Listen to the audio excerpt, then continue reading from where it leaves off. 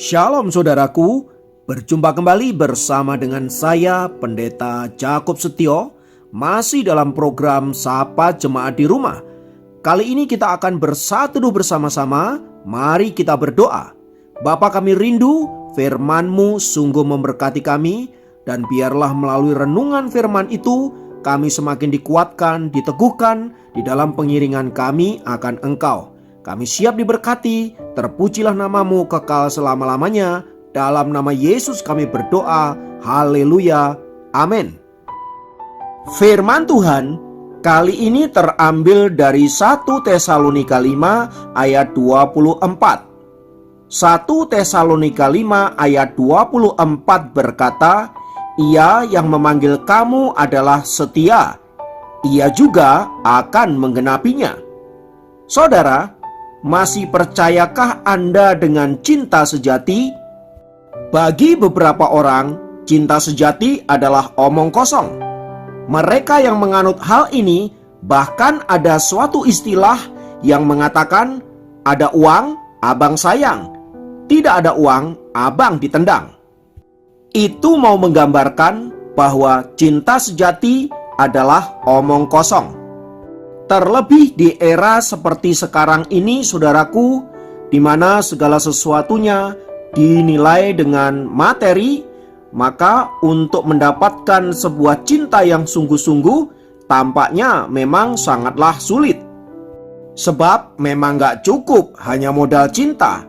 Hidup perlu makan, hidup perlu dandan, hidup perlu bersenang-senang, dan semuanya itu bicara tentang uang. Masa hanya disuruh cinta doang? Hidup ini kan realistis. Ya saudaraku, memang ada begitu banyak alasan untuk menyatakan bahwa cinta tanpa uang adalah omong kosong. Namun demikian, masih ada sedikit orang yang percaya bahwa cinta sejati itu masih ada. Cinta ini tidak diukur oleh materi. Cinta ini bahkan rela berkorban. Cinta ini juga berbicara tentang kesetiaan, tidak mudah jatuh oleh berbagai-bagai godaan dan rayuan. Salah satu orang yang meyakini bahwa cinta sejati itu ada adalah Sumarni. Pada tahun 1949, Sumarni bertemu dengan seorang pemuda yang bernama Muharram Kolopaking. Keduanya lalu jatuh cinta dan tidak lama setelah itu mereka bertunangan. Namun pada tahun 1951, Muharram Kolopaking ada panggilan studi ke Belanda dan mau tidak mau dia harus meninggalkan Sumarni sendirian. Dan karena jarak yang begitu jauh dan alat komunikasi yang masih sangat terbatas, maka mereka berdua tidak pernah lagi kontak. Sumarni tidak pernah tahu kabar tentang Muharram Kolopaking. Apa yang dilakukan kekasihnya di negeri Belanda? Yang ia dengar, negeri Belanda dilanda banjir hebat yang menewaskan banyak orang. Sumarni tidak pernah mendengar kabar apapun tentang Muharram Kolopaking. Janji studi yang hanya ditempuh 3 tahunan ternyata berjalan begitu lama dan tidak tahu lagi apakah Muharram Kolopaking sudah kembali ke Indonesia atau belum. Dan karena tidak ada kepastian dari Muharram Kolopaking, maka pihak keluarga Sumarni kemudian mencoba menjodohkan dia dengan pria lain. Namun Sumarni tetap berpegang pada pendiriannya dan yakin bahwa Muharram Kolopaking akan menepati janjinya kembali untuk menikahinya. Namun janji itu tinggal janji, waktu berjalan terus sampai berpuluh-puluh tahun. Namun tanpa diketahui oleh Sumarni, rupanya Muharram Kolopaking juga berusaha untuk mencari kabar tentang wanita pujaannya itu, namun tidak kunjung menemukan kabar, sehingga mereka tidak dapat berjumpa seorang akan yang lain karena keadaan yang memang memaksa mereka.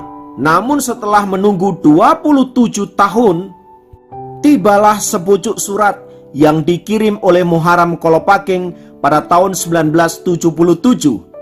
Isi surat itu sederhana saja. Apakah kamu masih seperti yang dulu? Dan setelah mereka mengalami berbagai cobaan dan penderitaan, akhirnya pada tanggal 9 Juni 1978, Sumarni dan Muharram Kolopaking melangsungkan pernikahan setelah mereka bertunangan selama 27 tahun. Saudaraku, kisah di atas menceritakan bagaimana cinta sejati itu masih ada. Penantian yang begitu panjang dan godaan yang terus bergelora dalam kehidupan kedua orang itu ternyata tidak menghalangi cinta mereka, kesetiaan mereka, dan bahkan kerelaan mereka untuk menunggu selama 27 tahun. Memang kisah cinta ini tergolong langka, sebab sangat jarang sekali ada orang yang begitu setia dengan pasangannya, bahkan sebelum mereka terikat pernikahan. Bagi beberapa orang, mungkin tindakan Sumarni itu dianggap bodoh karena melakukan sesuatu yang sia-sia. Tetapi luar biasanya, penantian dia tidak pernah sia-sia. Kesetiaan yang ia tunjukkan kepada Muharram Kolopaking membuahkan hasil, sehingga mereka kemudian menikah dan bahagia. Tapi yang tidak kalah hebatnya adalah Muharram Kolopaking. Bagaimana ia juga dengan setia menanti kekasihnya itu, bahkan berusaha mencarinya. Dan upayanya untuk mengejar cintanya itu ternyata tidak sia-sia. Kesetiaannya, penantiannya sekarang telah digenapi dan ia menemukan kebahagiaan bersama wanita pujaannya. Saudaraku, firman Tuhan di atas berbicara tentang Allah yang kita miliki adalah Allah yang setia. Kesetiaan Allah itu melebihi kesetiaan Sumarni terhadap Muharram Kolopaking. Antara Sumarni dan Muharram Kolopaking, mereka setia karena mereka memang memiliki tujuan, yaitu cinta mereka. Mereka kemudian dipersatukan karena memang mereka posisinya masih single. Bagaimana bila salah satu di antara mereka mengingkari janji mereka? Masihkah mereka akan tetap mencintai pasangannya itu? Sementara kasihnya Allah tak terbatas oleh apapun. Kesetiaan Dia tidak dibatasi oleh apapun. Bahkan ketika Anda dan saya tidak setia, Allah tetaplah setia. Ia sendiri yang mengatakan, Ia yang memanggil kamu adalah setia, dan Ia juga akan menggenapinya. Artinya dengan kata lain, Ia memegang janji firman-Nya, dan firman-Nya itu akan digenapi di dalam diri Anda dan saya. Bahkan sekalipun Anda dan saya tidak setia, Ia tetaplah Allah yang setia. Ini adalah contoh dari cinta sejati, saudaraku. Cinta sejati tidak memandang siapa yang dicintai. Bahkan sekalipun ia melakukan tindakan-tindakan yang melukai, menyakiti, bahkan mengingkari cinta mereka, seorang yang punya cinta sejati, ia akan melupakan semua itu dan tetap menunjukkan cintanya. Dan itu hanya bisa dilakukan oleh Allah saja, saudaraku. Dan Ia telah menunjukkan cinta dan kesetiaannya itu melalui Tuhan kita Yesus Kristus, yang sebentar lagi akan kita peringati dalam momen Natal yang kudus. Kedatangan Yesus ke tengah dunia mau menunjukkan betapa Ia sangat mengasihi manusia berdosa. Kedatangan Ia ke dunia juga untuk menunjukkan bahwa Ia adalah Allah yang setia dengan janjinya. Ribuan tahun yang lalu Ia telah berjanji untuk membawa keselamatan bagi orang-orang berdosa, dan sekarang janji itu telah digenapi di dalam diri Yesus Kristus.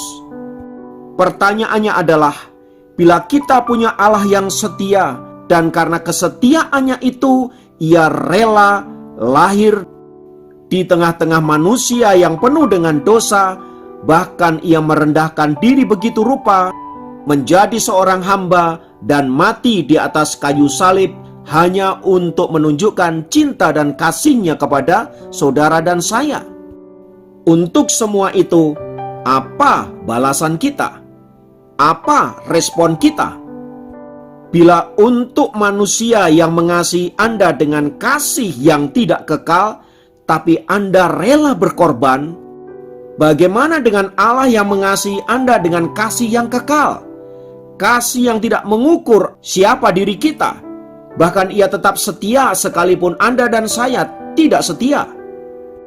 Tidakkah seharusnya kita lebih lagi bersyukur kepada Tuhan, lebih lagi mengasihi Dia, lebih lagi melayani Dia, lebih lagi mau berkorban untuk Dia? Dan melalui renungan ini, saudaraku, kita diingatkan bahwa ada satu pribadi yang setia terhadap saudara dan saya. Ia sangat mengasihi saudara dan saya, dan ia saat ini datang ke dalam kehidupan saudara dan saya, dan mau tinggal di dalam hidup saudara dan saya. Mari kita merespon kasih Allah dan kesetiaannya dengan hidup kudus di hadapan Allah, dan juga setia melakukan kebenaran firman-Nya, supaya dengan demikian kita layak disebut sebagai anak-anak Allah yang Maha Kudus, yang layak untuk masuk dalam kerajaan surga yang mulia. Tuhan kiranya memberkati. Mari kita berdoa. Tuhan, kami bersyukur karena kami punya Allah yang setia. Sekalipun kami seringkali tidak setia, namun itu tidak pernah menggagalkan kesetiaan-Mu terhadap kami. Betapa kami seharusnya malu dan bersyukur serta setia kepadamu. Maka sekarang Tuhan, pimpinlah hidup kami, tolonglah kami agar kami menjadi anak-anak-Mu yang juga setia kepadamu. Terlebih menyambut momen Natal ini, biarlah kami mengisi momen ini dengan semakin sungguh-sungguh introspeksi diri dan senantiasa mengasihi Engkau dalam hidup kami. Terima kasih Bapa untuk kebenaran firman-Mu. Kami naikkan syukur, dan biarlah sepanjang hari ini Tuhan senantiasa menyertai kami, memberkati kami, dan apapun yang kami kerjakan, biarlah Tuhan membuat berhasil. Terpujilah nama-Mu. Dalam nama Yesus kami berdoa dan bersyukur. Haleluya. Amin. Demikian program Sapa Jemaat kali ini. Sampai jumpa dalam program Sapa Jemaat yang lain. Tuhan Yesus memberkati.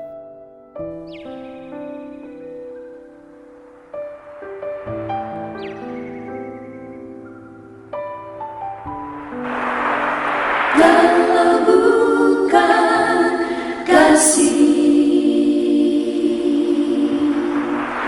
sudah hanya cerita, tiada yang ku rasa. Kalau bukan kasih,